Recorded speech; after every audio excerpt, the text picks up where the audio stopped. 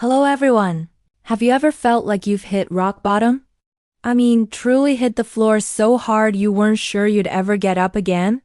That was me. Just a few years ago, I had what looked like the perfect life. A great job in marketing, a beautiful apartment downtown, a social life that was always buzzing. I felt invincible. Then, in what felt like a blink, it all came crashing down. A risky business decision at work, one I championed, went south. Fast, I lost my job. The whispers and side eyes from former colleagues were deafening. My reputation was in tatters. Without an income, my savings dwindled until my beautiful apartment became a memory. I had to move back into my childhood bedroom, feeling the weight of failure in every creaky floorboard. My confidence? Gone.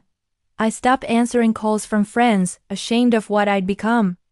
I spent days just staring at the ceiling, wondering where it all went wrong. I was broke, embarrassed, and completely lost. I thought this was the end of my story. My rock bottom wasn't a dramatic movie scene. It was quiet, suffocating, and gray. The turning point wasn't some grand epiphany or a sudden stroke of luck. It was small, almost laughably small. One afternoon, I saw my old watercolor set collecting dust in the corner. I hadn't painted since college. I felt a tiny forgotten spark. My first painting was terrible. A lopsided flower in a wonky vase. It was embarrassing.